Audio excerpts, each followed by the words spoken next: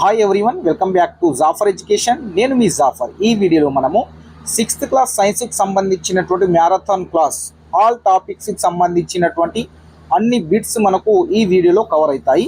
నేను అన్ని దీంట్లో రివిజన్ చేయడం జరుగుతుంది ఫాస్ట్గా. మీకు టెట్కి సంబంధించి తక్కువ సమయం ఉంది కాబట్టి ఈ యొక్క వీడియో మీరు ఒకసారి చూసినట్లయితే మీకు చదివినటువంటి అన్ని విషయాలు రివిజన్ అయిపోతాయి. ఒక హాఫ్ అన్ అవర్లో మనకు సైన్స్కి సంబంధించిన అన్ని బిట్స్ని మనము ఫాస్ట్గా రివిజన్ అయితే చేసుకుందాం. చేసుకునే ముందు మీకు టెట్ అండ్ డిఎస్సికి సంబంధించినట్టు ఫ్రీ పీడిఎఫ్ నోట్స్లు మెటీరియల్స్ని మన యొక్క వాట్సాప్ గ్రూప్లో నేను ఫ్రీగా అందిస్తున్నాను. నేను ఎలాంటి డబ్బులు తీసుకోకుండా మీకు ఫ్రీగా అందిస్తున్నాను మన యొక్క వాట్సాప్ గ్రూప్లలో.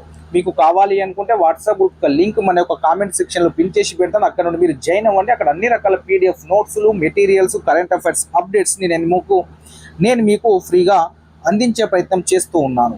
మీరు మన యొక్క ఛానల్ అయితే తప్పకుండా సబ్స్క్రైబ్ చేసుకోండి. మన యొక్క వీడియోస్ని లైక్ చేసి మీ యొక్క మిత్రులకు షేర్ చేయండి. మీరు మాకు సపోర్ట్ చేసినట్టు ఉంటుంది. మీరు మాకు సపోర్ట్ని అందిస్తే నేను మరిన్ని పీడిఎఫ్ నోట్స్లు మెటీరియల్స్ వీడియోస్ నేను మీకు ఫ్రీగా అందించే ప్రయత్నం చేస్తూ ఉంటాను.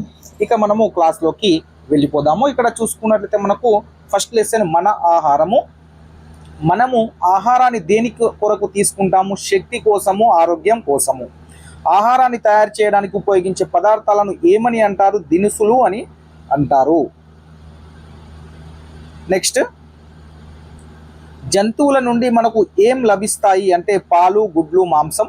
బిర్యానీ తయారు చేయడానికి ఉపయోగపడే వంట దినుసులు ఏంటి అంటే ఏలాకులు, లవంగాలు, దాల్చిన చెక్క, బిర్యానీ ఆకులు, నల్ల మిరియాలు మొదలైనవి ఉపయోగించడం జరుగుతుంది.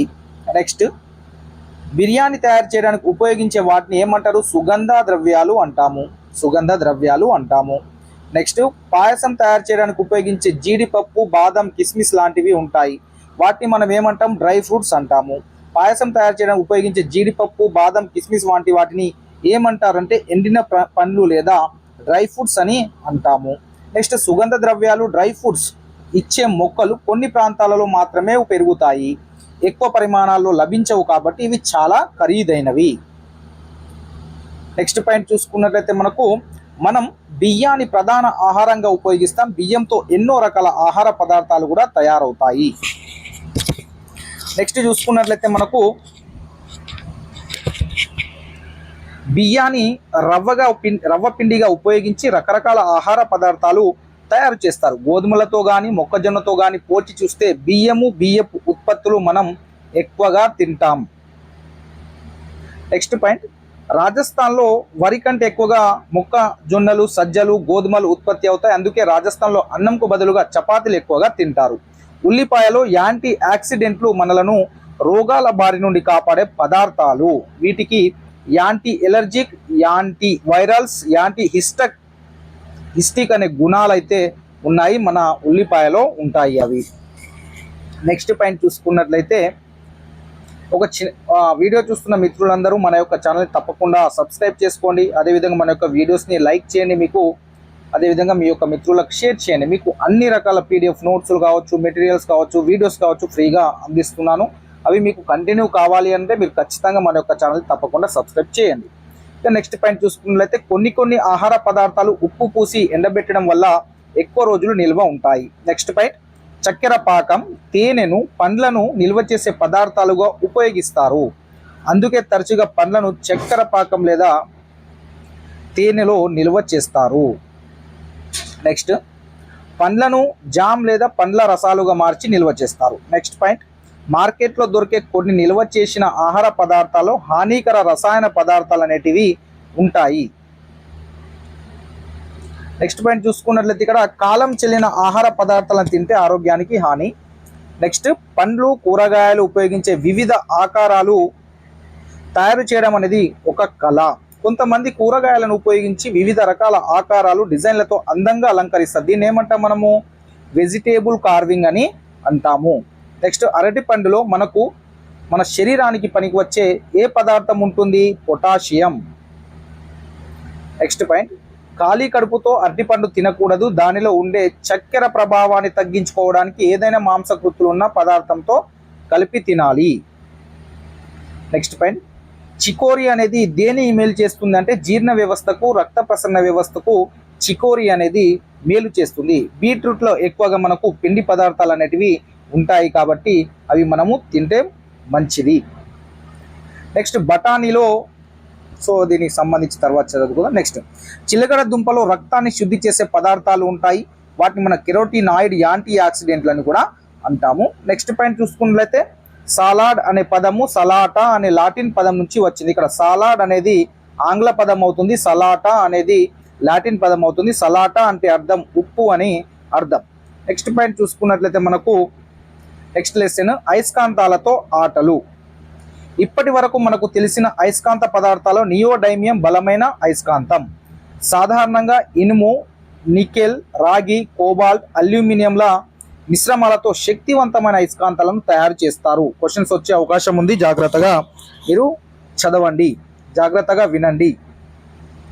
పూర్వం శత్రువుల నౌకల నుంచి శీలలను తొలగించి నౌకలను ముంచివేయడానికి లోడ్ స్టోన్ అనే అయస్కాంతాలను ఉపయోగించేవారు. నెక్స్ట్ పాయింట్ చూసుకున్నట్లయితే ఇక్కడ మనకు ఒక ఉక్కు కడ్డి చుట్టు తీగ చుట్టను ఉపయోగించి విద్యుత్ అయస్కాంతాన్ని తయారు చేస్తారు.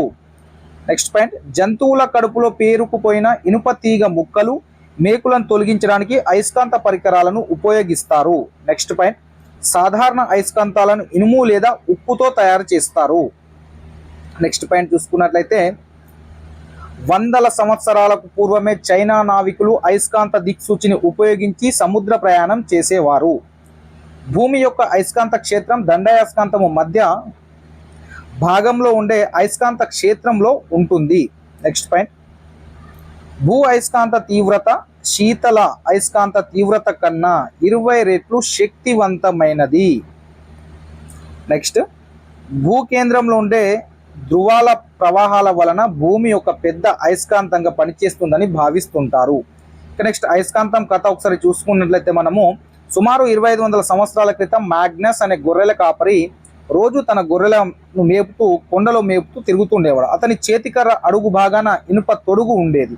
ఒకరోజు అతనిని గొర్రెలు మేస్తూ ఉంటే అతను ఒక చిన్న కుంట ఒడ్డున కూర్చొని ఆ కుంటలోని నీళ్ళ అడుగున కనబడే గులకరాలను తన కర్రతో అటు ఇటు కదిలిస్తున్నాడు. అప్పుడు ఒక కర్ర అడుగు భాగాన గల ఇనుప తొడుగుకి ఏదో అంటుకున్నట్లు కనిపించింది. బయటికి తీసి చూశాడు, ఒక రాయి అంటుకొని ఉంది. ఆ రాయి సహజ అయస్కాంతం. అటువంటి రాళ్లను మనం లోడ్ స్టోన్స్ అని అనడం అయితే జరుగుతుంది. నెక్స్ట్ పాయింట్ గుండు సూదుల డబ్బా మూత, ఇనుప తలుపులకు అతుక్కునే బిళ్ళల్లో ఉన్న అయస్కాంతాలు సహజ అయస్కాంతాలు కావు, అవి కృత్రిమ అయస్కాంతాలు, అంటే తయారు చేసిన అయస్కాంతాలని అర్థం మనకు. నెక్స్ట్ పాయింట్ చూడండి, అయస్కాంతం ఆకర్షించిన పదార్థాలను అయస్కాంత పదార్థాలు అంటాం, ఆకర్షించని పదార్థాలను అనయస్కాంత పదార్థాలు అంటాము. అయస్కాంతాలకు ఇనుము వంటి పదార్థాలను అంటుకునే ఆకర్షించే లక్షణం ఉంటుంది. ఈ లక్షణాన్ని ఉపయోగించి కొన్ని మిశ్రమాలను వేరు చేయడానికి మనము వాడతాము. నెక్స్ట్ మనకు దండాయస్కాంత ధ్రువాలు. ఆకర్షించే లక్షణం అయస్కాంతం అంతటా ఒకే విధంగా ఉండక దాని 2 కొనలలో ఎక్కువగా ఉంటుంది. ఈ 2 కొనలలో అయస్కాంతపు 2 ధ్రువాలు ఉంటాయి, ఎన్ఎస్ అని మనకైతే ఉంటాయి. నెక్స్ట్ స్వేచ్ఛగా వేలాడదీయబడే దండాయస్కాంతం ఎల్లప్పుడూ ఉత్తర దక్షిణ దిక్కులను సూచిస్తుంది. నెక్స్ట్ పాయింట్ అయస్కాంతపు మొదటి కొనలో ఉత్తర ధ్రువం ఉంటుంది, అయస్కాంతపు 2వ కొనలో దాని దక్షిణ ధ్రువం ఉంటుంది. నెక్స్ట్ అయస్కాంతం మాత్రం ఇలా ఉత్తర దక్షిణ దిక్కులను సూచిస్తుంది. ఈ ధర్మాన్ని మనం అయస్కాంత దిశా ధర్మం అని అంటాము. ఈ ధర్మం ఆధారంగానే అయస్కాంత దిక్సూచిని తయారు చేస్తారు. అయస్కాంత దిక్సూచిని ఏ ధర్మం ఆధారంగా తయారు చేస్తారంటే అయస్కాంత దిశా ధర్మం. నెక్స్ట్ అయస్కాంత దిక్సూచి చూసుకున్నట్లయితే దిక్సూచి వృత్తాకారంలో ఉండే పలచని రేకు డబ్బా. దీని అడుగు భాగాన ఉత్తరం ఉంటే ఉత్తరం, దక్షిణం, తూర్పు, పడమర దిక్కులను తెలియబడే అక్షరాలు రాసి ఉంటాయి. దీని యొక్క అడుగు భాగాన ఉంటాయి, మనకు కనిపిస్తూ ఉంటుంది. సో ఈ విధంగా ఉంటుంది. ఈ విధంగా మనకు ఎన్, ఎస్, ఈస్ట్, వెస్ట్ ఈ విధంగా ఉంటుంది. నెక్స్ట్ చూసుకున్నట్లయితే నెక్స్ట్ పాయింట్ చూసుకున్నట్లయితే ఇక్కడ మనకు అడుగు భాగం మధ్యలో గల సన్నని మొనపై స్వేచ్ఛగా గుండ్రంగా తిరిగేటట్లు పలచని అయస్కాంత సూచి అమర్చి ఉంటుంది. ఈ మొత్తం అమరిక మీద పలచని పారదర్శకపు గాజు బిళ్ళతో డబ్బా మూసేసి ఉంటుంది. దిక్సూచిలో అయస్కాంత సూచి ఉత్తర ధ్రువాన్ని తెలుసుకోవడానికి వీలుగా కొనకు ప్రత్యేకమైన రంగు వేసి ఉంటుంది. కావున మనం ప్రదేశంలో దిక్కులను తెలుసుకోవచ్చును. నెక్స్ట్ ఎక్కువగా దీన్ని ఓడలలోను విమానాల్లోనూ వాడతారు అయస్కాంత దిక్సూచిని. అదేవిధంగా పర్వతారోహకులు, మిలిటరీ జవాన్లు కూడా కొత్త ప్రదేశాలు ప్రయాణించవలసి మార్గపు దిక్కులను తెలుసుకోవడానికి అయస్కాంత దిక్సూచిలను వాడతారు. ముఖ్య గమనిక, అయస్కాంత దిక్సూచిని వేరొక అయస్కాంతానికి దగ్గరగా ఉంచకూడదు. నెక్స్ట్, సజాతి ధ్రువాలు అంటే ఎన్ఎన్ ధ్రువాలు కావచ్చు, ఎస్ఎస్ ధ్రువాలు అనేటివి వికర్షించుకుంటాయి. విజాతి ధ్రువాలు అంటే ఎన్ఎస్ ధ్రువాలు, ఎస్ఎన్ ధ్రువాలు అనేటివి ఆకర్షించుకుంటాయి. విజాతి ధ్రువాలు ఆకర్షించుకుంటాయి, సజాతి ధ్రువాలు వికర్షించుకుంటాయి. నెక్స్ట్ చూసుకున్నట్లయితే భూమి యొక్క అయస్కాంతం. వేలాడదీసిన దండాయస్కాంతం బల్లపైన ఉన్న దండాయస్కాంతం దిశలోనే ఆగుతుంది. కానీ వేలాడదీసిన దండాయస్కాంతము ఉత్తర ధ్రువం బల్లపై ఉన్న దండాయస్కాంతపు దక్షిణ ధ్రువం వైపుగాను, దాని దక్షిణ ధ్రువం బల్లపై ఉన్న దండాయస్కాంతపు ఉత్తర ధ్రువం వైపుగాను ఆగడం అయితే జరుగుతుంది. అంటే ఉల్టా అవుతుంది, రివేస్లో అని చెప్తున్నారు. నెక్స్ట్ పాయింట్, ఒక వస్తువును దండాయస్కాంతపు ఒక ధ్రువం ఆకర్షించి రెండవ ధ్రువం వికర్షించినట్లయితే ఆ వస్తువు అయస్కాంతం అని అనవచ్చును. ఒక వస్తువును దండాయస్కాంతం ఒక ధ్రువం ఆకర్షించి రెండవ ధ్రువం వికర్షించినట్లయితే ఆ వస్తువును అయస్కాంతం అని అనవచ్చును. నెక్స్ట్, ఒక వస్తువును దండాయస్కాంతపు రెండు ధ్రువాలు ఆకర్షించినట్లయితే ఆ వస్తువు అయస్కాంత పదార్థంతో తయారైందని చెప్పవచ్చును. ఒక వస్తువు దండాయస్కాంతం రెండు ధ్రువాలు కూడా ఆకర్షించినట్లయితే ఆ వస్తువు అయస్కాంత పదార్థంతో తయారైందని చెప్పవచ్చును. నెక్స్ట్ పాయింట్ చూసుకున్నట్లయితే, ఒక వస్తువును దండాయస్కాంతపు రెండు ధ్రువాలు ఆకర్షణ వికర్షణలు చేయకపోతే ఆ వస్తువు అనయస్కాంత పదార్థంతో తయారైందని మనము చెప్పాలి. నెక్స్ట్ పాయింట్ చూసుకున్నట్లయితే, ఒక అయస్కాంత పదార్థం ఒక అయస్కాంతానికి దగ్గరగా ఉన్నప్పుడు అది కూడా అయస్కాంత లక్షణాన్ని చూపడాన్ని మనము అయస్కాంత ప్రేరణ అంటాము. మూడో లెసన్, వానచినుకు గంటకు 7 నుంచి 18 మైళ్ళ వేగంతో ప్రయాణిస్తుంది. వానచినుకు ఆకారం నిజానికి మనకు కనిపిస్తున్నట్లు గుండ్రంగా ఉండదు, మేఘంలోంచి జారి పడుతున్నప్పుడు అలా కనిపిస్తుంది. వానచినుకు 0.02 అంగుళాల నుంచి 0.31 అంగుళాల వ్యాసార్థం కలిగి ఉంటుంది. ఈజిప్ట్ దేశస్తులు ఎండ నుంచి కాపాడుకోవడం కోసము గొడుగును రూపొందించారు. తర్వాత కాలంలో వానలో కూడా ఉపయోగిస్తున్నారు. నెక్స్ట్ పాయింట్, పరిశ్రమలు, వాహనాల నుంచి వెలువడే సల్ఫర్ డైఆక్సైడ్, నైట్రోజన్ డైఆక్సైడ్లతో మేఘాలు కలుషితమైనప్పుడు మనకు ఆమ్ల వర్షాలు అనేటివి కురుస్తాయి. 2017 టీఆర్టీలో ఈ ప్రశ్నని అడగడం జరిగింది. నెక్స్ట్, సతత హరితారణ్యాలలో ఎగిరే ఉడతలు, పాములు ఉంటాయి. నీరు ప్రకృతిలో 3 రూపాలలో ఉంటుంది: ఘన, ద్రవ, వాయువు. ప్రతిరోజు వర్షం కురిసే భూమధ్య రేఖ ప్రాంత అరణ్యాలలో ఎగిరే ఉడతలు, పాములు అనేటివి ఉంటాయి. నెక్స్ట్, ఘన రూపము. నీరు గట్టిగా గడ్డ కట్టినట్లుగా ఉంటే దాన్ని మంచుగడ్డలు అంటాం. ఇది నీటి ఘన రూపం అంటాం. మంచు ప్రకృతిలో సహజంగా ఏర్పడుతుంది. నెక్స్ట్, ద్రవ రూపము. మంచును ఆరుబయట ఉంచి అది నీరుగా మారుతుంది. మంచుగడ్డను వేడి చేస్తే అది కూడా నీరుగా మారుతుంది. నీరు ద్రవ రూపంలో మహాసముద్రాలు, సముద్రాలు, నదులు, సరస్సులలో నిల్వ ఉంటుంది. వాయు రూపం. నీటిని వాయు రూపమే నీటి ఆవిరి. ఇది మన చుట్టూ ఉండే గాలిలో ఉంటుంది. నదులు, సముద్రాల్లో నీరు వేడెక్కి నీటి ఆవిరిగా మారుతుంది. మంచుగడ్డను వేడి చేస్తే నీరుగా మారుతుంది. నీటిని వేడి చేస్తే నీటి ఆవిరిగా మారుతుంది. అలాగే నీటి ఆవిరిని చల్లబరచడం వల్ల తిరిగి నీటిని పొందవచ్చును.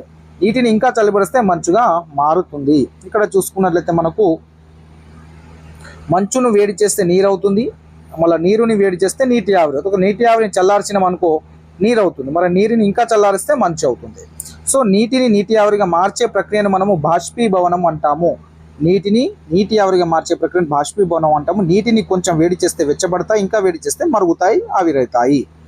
నెక్స్ట్, నీళ్లు గ్రహించే ఉష్ణ పరిమాణం బాష్పీభవనాన్ని ప్రభావితం చేస్తుంది. నీరు అధిక ఉష్ణాన్ని పొందితే అది త్వరగా ఆవిరవుతుంది. బాష్పీభవనం వల్ల ఏర్పడిన నీటి ఆవిరి గాలిలోకి చేరుతుంది. నెక్స్ట్ పాయింట్, గాలిలోకి బాష్పీభవనం ద్వారా చేరిన నీటి ఆవిరి మేఘాలుగా మారుతుంది. నీటి ఆవిరి నీరుగా మారే ప్రక్రియను మనం సాంద్రీకరణం అంటాము. నీటి ఆవిరి నీరుగా మారే ప్రక్రియను సాంద్రీకరణం అంటాము. బాగా ఎండగా ఉన్న రోజుల్లో సూర్యరశ్మి వలన భూమితో పాటు సముద్రాలు, మహాసముద్రాలు, నదులు, చెరువులు మొదలైన వాటిలో నీరు కూడా వేడెక్కుతుంది. అప్పుడు ఆ నీరు బాష్పీభవనం వల్ల నీటి ఆవిరిగా మారుతుంది. నీటి ఆవిరి గాలి కంటే తేలికగా ఉంటుంది. అందువల్ల అది వాతావరణంలోకి పైకి చేరుతుంది. భూతలం నుండి పైకి పోయే కొలది గాలి అనేది చల్లబడుతుంది.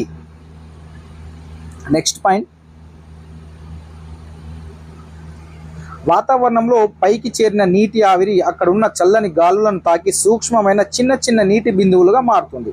ఈ సూక్ష్మమైన నీటి బిందువులే గాలిలో తేలుతూ వాతావరణంలో మనకు మేఘాల రూపంలో కనిపిస్తాయి. నెక్స్ట్ వర్షం కురవడము. ఏర్పడిన మేఘాలు ఒక చోట స్థిరంగా ఉండలేవు. అవి గాలి వీచే దిశకు అనుకూలంగా తరచూ కదులుతూ ఉంటాయి. అలా కదులుతూ కొన్ని మేఘాలు కలిసిపోయి అధిక నీటి ఆవిరితో నిండిపోయి ఇలా నీటి బిందువులతో నిండిన మేఘాలు గాలి ప్రవాహాల వల్ల సముద్రాల నుండి భూతలం వైపుకు ప్రయాణిస్తూ ఉంటాయి. ఈ మేఘాలు వాతావరణంలోని పై పొరలలో ఉండే చల్లని గాలుల వల్ల చల్లబడతాయి.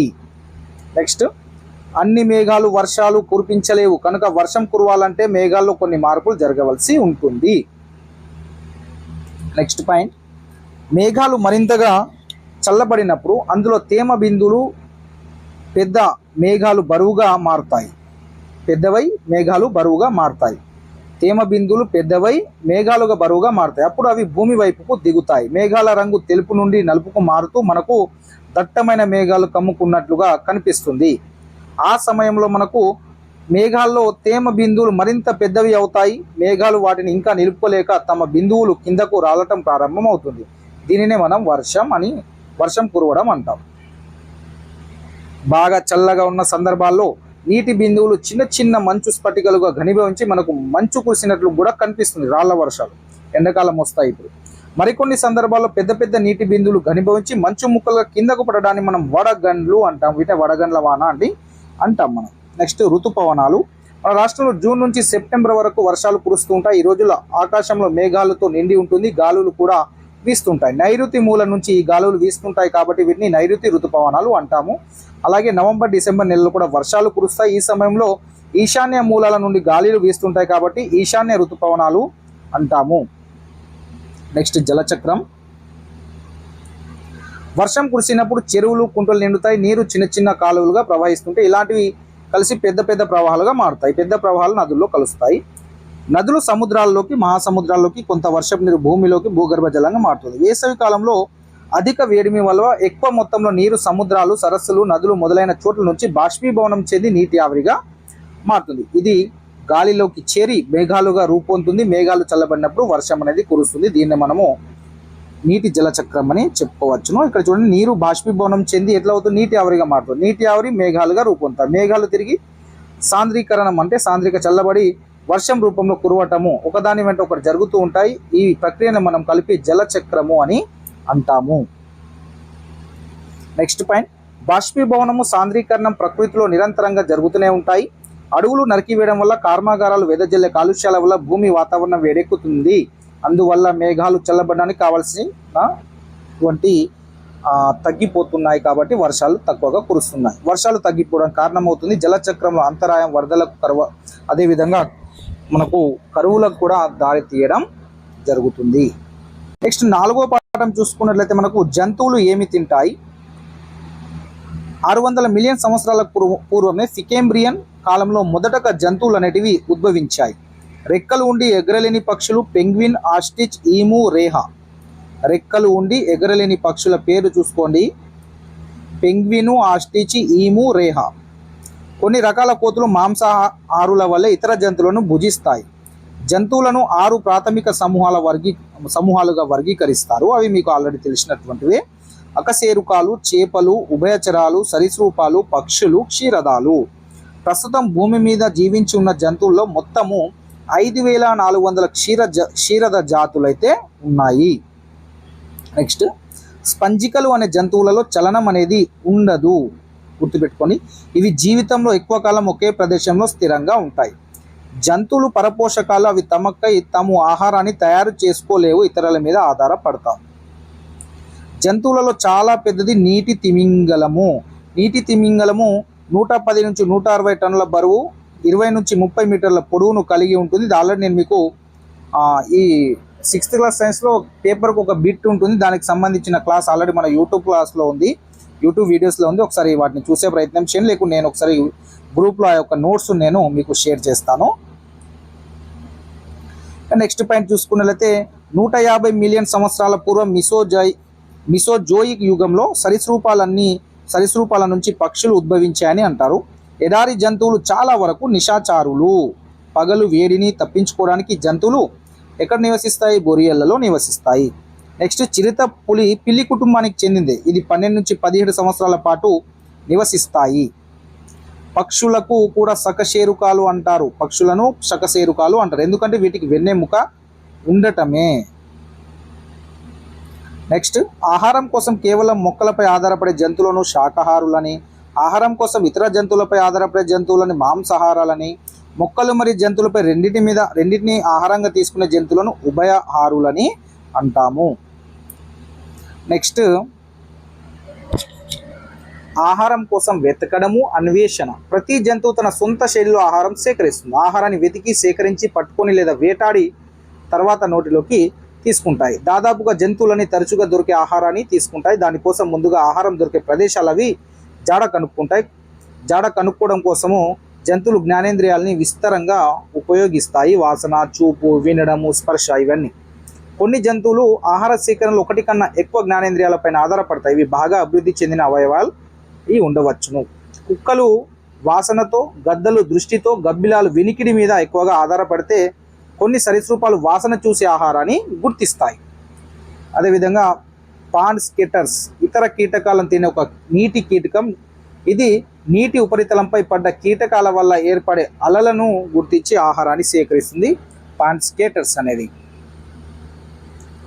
నెక్స్ట్ అవతలి ఒడ్డులో ఏర్పడిన అలజడిని పోల్చి దూరాన్ని లెక్కించిన తర్వాత కీటకాన్ని పట్టుకోవడానికి అది కదిలిపోతుంది మన పాండ్ స్కేటర్. కుక్క నాలుకను ఉపయోగించే విధానం కప్పతో పోలిస్తే చాలా వేరుగా ఉంటుంది. కుక్కలు నాలుకను నాకడానికి ఉపయోగిస్తే కప్ప పట్టుకోవడానికి, మృంగడానికి ఉపయోగిస్తుంది.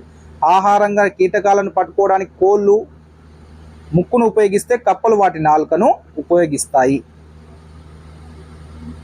నెక్స్ట్ పాయింట్ చూసుకున్నట్లయితే ఇక్కడ పక్షులు ముక్కులు వివిధ రకాలుగా ఉండడానికి కారణం వాటిని గుర్తుపట్టడం కోసమే. పక్షుల ముక్కులలో వైవిధ్యాన్ని ఎలాంటి కారణం లేదు, సహజంగా జరిగేదే అది. వివిధ రకాలైన ఆహారాన్ని తీసుకోవడం వల్ల పక్షుల ముక్కుల్లో వైవిధ్యం అనేది ఉంటుంది. నెక్స్ట్ వడ్రంగి పిట్టకు బలమైన పొడవాటి ముక్కు ఉంటుంది. దీని సహాయంతో చెట్ల వాటి కింద ఉండే చీమలను, చెదలను, పురుగులను తింటుంది. కొంగ తన పొడవాటి ముక్కుతో నీటిలో చేపలను పడుతుంది. నెక్స్ట్ పాయింట్ గద్ద ముక్కు బలంగా కొక్కెంలా జంతువుల మాంసం చీల్చడానికి వీలుగా ఉంటుంది. పండ్లు, గట్టి విత్తనాలు కొరికి తినే చిలుక ముక్కు బలంగా వంకర తిరిగి ఉంటుంది. కాకి ముక్కు వేరేలా ఉంటుంది. పక్షులలో ముక్కే కాకుండా ఇతర భాగాలు కూడా అవి తీసుకునే ఆహారానికి అనుకూలంగా ఉంటాయి. జంతువుల మాంసాన్ని చీల్చడానికి వీలుగా ఉండే గోర్లతో పాటు బలమైన కొక్కెం లాంటి ముక్కు గద్దలకు అవసరంగా ఉంటుంది. నెక్స్ట్ తేనె పిట్టె లాంటి వాటికి పొడవాటి సన్నని ముక్కు అవసరం ఉంటుంది. వాడిగా ఉండే గోర్లు వాటికి అవసరం లేదు. నెక్స్ట్ పాయింట్ చూసుకున్నట్లయితే మన పరిసరాల్లో నివసించే కాకులు సాధారణంగా వృధాగా పారేసిన కుళ్ళిన ఆహార పదార్థాలను, చనిపోయిన జంతువులను మొదలైన వాటిని తినడం వల్ల పరిసరాలు శుభ్రంగా ఉంచడంలో సహాయపడతాయి. అందుకు కారణంగానే మనం కాకులను సహజ పారిశుద్ధ కార్మికులు అని అంటాము. ఓకేనా? గద్దలు కూడా సహజ పారిశుద్ధ కార్మికుల కోవకే చెందుతాయి. గద్దలు అదేవిధంగా మీకు 2 లక్షల బహుమతి ఇస్తారు, దొరుకుతున్న పక్షి పేరు ఏందో మీరు కామెంట్ చేయండి. అది కూడా సహజ పారిశుద్ధ కార్మికుల కిందికే వస్తుంది. సో వాటి పేరు మీరు కామెంట్ చేయండి. 2 లక్షల బహుమతి ఇస్తా అని చెప్పారు. అది మన రాష్ట్రంలో మన నందిగాం అనే పెంచికల్పేట మండలం నందిగాం గ్రామంలో ఉంది. కొమరంభీం ఆసిఫాబాద్ జిల్లాలో ఉన్నాయి అవి. నెక్స్ట్ పాయింట్ చూసుకున్నట్లయితే అవి మీ కామెంట్ చేయండి. ఆల్రెడీ మొన్న చెప్పాను నేను. సో అవి రాబందులు కూడా ఈ కోవకే చెందుతాయి. కప్ప ఆహారం సేకరించే విధానం చాలా ఆసక్తికరంగా ఉంటుంది. కప్ప జిగురుగా ఉండే పొడవైన నాలుకను కీటకం వైపు విసురుతుంది. కీటకం నాలుక కంటుకొని తర్వాత దాన్ని లాక్కొని మింగేస్తుంది. ఆవు లాంటి ఎన్నో జంతువుల ఆహారం కోసం మొక్కల మీద ఆధారపడడం వల్ల వాటిని శాకాహారులు అంటాం. ఆవు, మేక, గొర్రె, జిరాఫీ, ఒంటె, ఏనుగు మొదలైనవి జంతువులు పచ్చి, ఎండుగడ్డి, ఆకులు, కొమ్మలను తింటాయి. ఆవు, గేదె, ఒంటె మొదలైన జంతువుల ఆహారాన్ని గబగబా నమిలి మింగి ఆహారం జీర్ణాశయంలో ఒక భాగంలో నిల్వ చేస్తాయి. కొంతసేపు అయిన తర్వాత మిగిలిన ఆహారాన్ని జీర్ణాశయంలో నోట్లోకి తెచ్చుకుని మళ్ళీ బాగా నమ్ముతాయి. నమ్మలడాన్ని మనము నెమరు వేయడము అంటాము. నెమరు వేసే జంతువులు పుట్టుకు ఆవు గేదె ఉంటాయి, మొదలైనవి చాలా ఉంటాయి, అలా నెమరు వేసుకుంటూ ఉంటాయి. నెక్స్ట్ క్రేజ్ ఫ్లై లార్వా దశలో ఉన్నప్పుడు ఎక్కువగా తింటుంది, కానీ ప్రౌఢజీవిగా మారిన తర్వాత దీనికి ఆహారం తినవలసిన అవసరమే ఉండదు. క్రేజ్ ఫ్లై అనేది లార్వా దశలో ఉన్నప్పుడు మాత్రమే తింటుంది, ప్రౌఢ దశలో వచ్చిన తర్వాత అది ఆహారం దానికి అవసరం ఉండదు. నెక్స్ట్ వేటాడే జంతువులకు పరిగెత్తడానికి బలమైన కాళ్ళు, పట్టుకోవడానికి బదునైన గోర్లు, మాంసం చీల్చడానికి పదునైన దంతాలు ఉంటాయి. కుందేళ్లకు, ఉడతలకు కూడా పళ్ళు ఉంటాయి. వీటి సహాయంతో గింజలు, దుంపలు, ఆకులు మొదలైన వాటిని కొరికి తింటాయి. నెక్స్ట్ బాతు ఆహారాన్ని పట్టుకునే విధానం చూడడానికి చాలా ఆసక్తికరంగా ఉంటుంది. బాతులకు కూడా నోటిలో పండ్లు ఉంటాయి, కానీ అవి ఏం చేసుకుంటాయి, ఆవుకో సింహానికో ఉండే దంతాల మాదిరిగా పెద్దవిగా మాత్రము ఉండవు.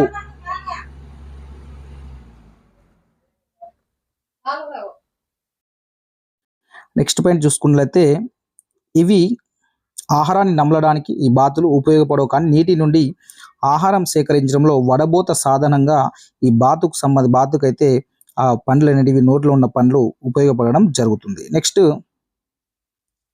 ఇవి ఆహారాన్ని నమలడానికి ఉపయోగపడవు, కానీ వడబోత సాధనంగా ఉపయోగపడతాయి. నెక్స్ట్ చేపలకు కూడా పళ్ళు ఉంటాయి, కానీ బాతులో ఉపయోగపడినట్లు చేపల్లో కూడా ఆహారం సేకరించడానికి ఉపయోగపడతాయి. బాతులో ఉపయోగపడినట్లే చేపలకు కూడా ఉపయోగపడతాయి. నెక్స్ట్ జలగలు పశువులు మనుషుల చర్మాలకు అంటుకొని రక్తాన్ని పీలుస్తాయి. రక్తాన్ని పీల్చడానికి జలగ నోటి చుట్టూ చూషకాలు అనే ప్రత్యేక అవయవాలు ఉంటాయి. జలగలు ఎక్కువగా వరి నాట్లు వేసి అంటే పొలాల్లో ఎక్కువగా ఉంటాయి. వరి నాట్లు వేసేటప్పుడు జలగలు పట్టుకోవడం జరుగుతుంది.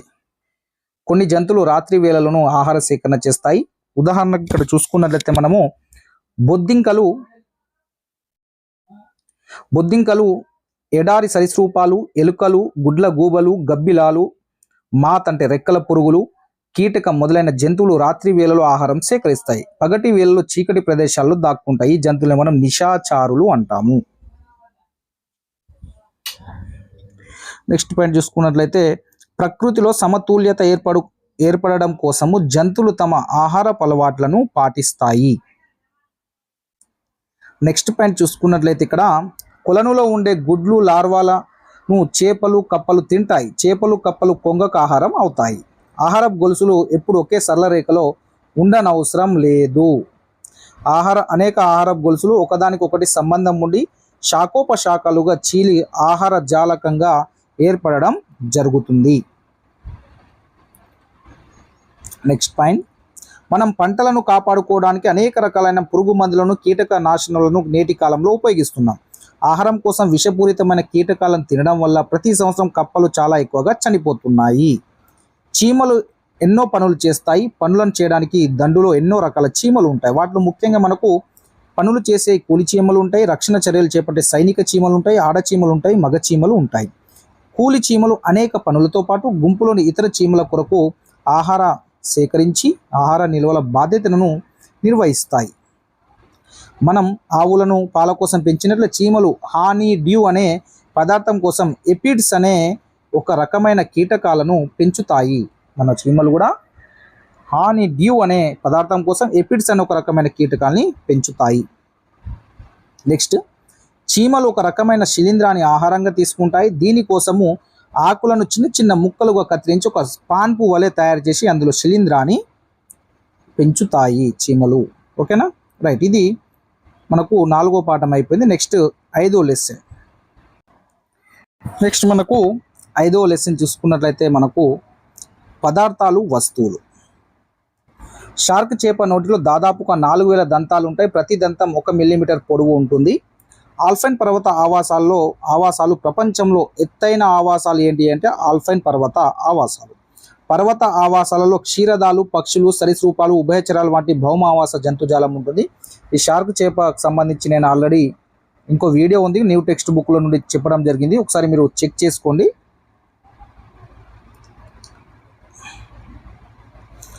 ఆ యొక్క నోట్స్ నేను మీకు పీడిఎఫ్లో మన యొక్క వాట్సాప్ గ్రూప్లో షేర్ చేస్తాను.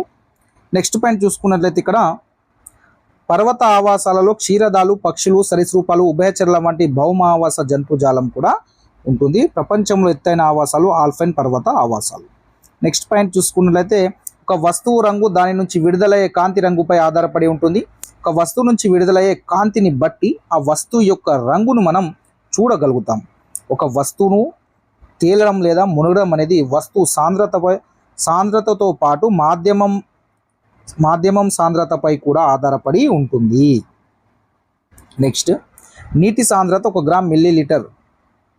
ఏదైనా వస్తువు నీటిపై తేలాలంటే దాని సాంద్రత 1 గ్రామ్ పర్ మిల్లీలీటర్ కన్నా తక్కువగా ఉంటే మాత్రమే అది నీటిపై తేలుతుంది. మంచుగడ్డ అనేది తేలుతుంది. మంచుగడ్డ స్ఫటికాకారంలో ఉన్నప్పటికీ దాని సాంద్రత నీటి కన్నా తక్కువగా ఉండడం వల్ల నీటిపై తేలుతుంది.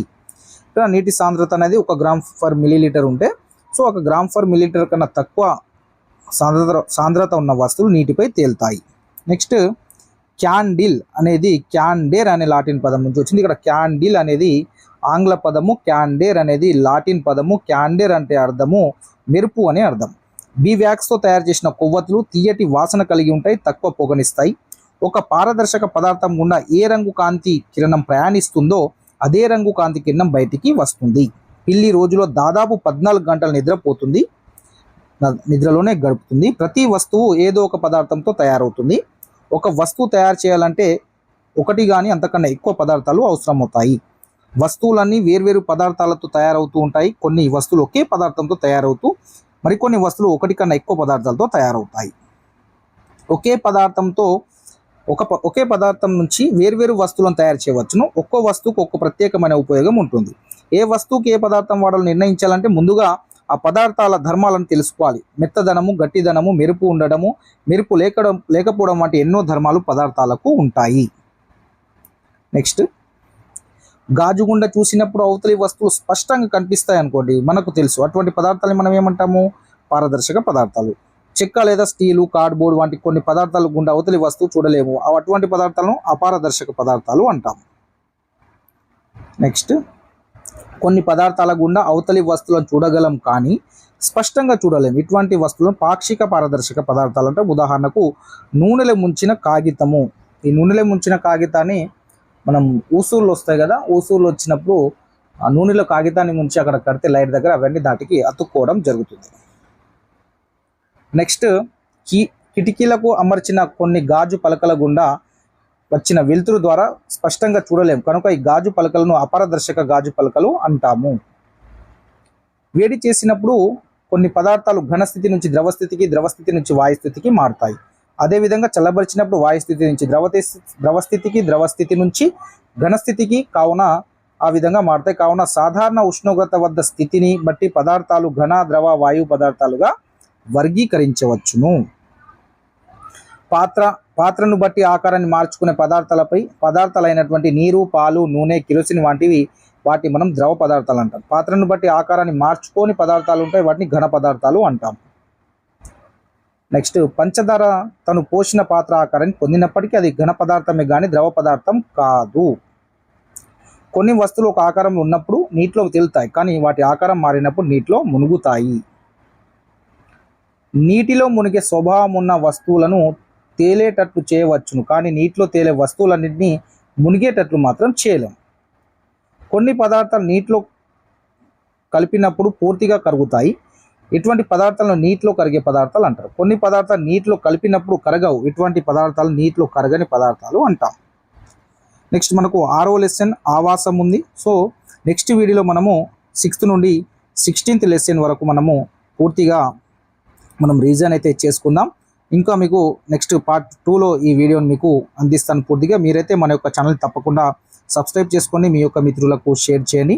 అదేవిధంగా మీకు డైలీ పీడిఎఫ్ నోట్స్లను, డైలీ కరెంట్ అఫైర్స్ అప్డేట్స్ని, పీడిఎఫ్ నోట్స్, మెటీరియల్స్ అన్నీ నేను మీకు ఫ్రీగానే అందించే ప్రయత్నం చేస్తున్నాను. ఫ్రీగా అందిస్తున్నాం మన యొక్క వాట్సాప్ గ్రూప్లలో. దాదాపుగా చూడండి, మీకు ఎవరు కూడా పీడిఎఫ్ నోట్స్లను కూడా అమ్ముకునే వాళ్ళు ఉంటారు, కానీ మేము అవన్నీ ఫ్రీగా అందిస్తున్నాము. సో మేము ఫ్యూచర్లో ఇప్పటికీ ఫ్రీగా అందించే ప్రయత్నమే చేస్తాము. నా యొక్క వాట్సాప్ గ్రూప్ ద్వారా ఏదైతే జాఫర్ ఎడ్యుకేషన్ వాట్సాప్ గ్రూప్ ఉందో దాంట్లో అన్నీ మీకు నేను ఫ్రీగానే అందిస్తూ ఉంటాను. ఆ వాట్సాప్ గ్రూప్లో ఉన్నంత వరకు మీకు అవన్నీ ఫ్రీగా అందించే ప్రయత్నం చేస్తూనే ఉంటాను. మీరు మన యొక్క ఛానల్ అయితే తప్పకుండా లైక్ చేసి మీ యొక్క మిత్రులకైతే షేర్ చేయండి. మన యొక్క వీడియోస్ని, మన యొక్క ఛానల్ని కూడా తప్పకుండా సబ్స్క్రైబ్ చేసుకోండి. Thank you so much.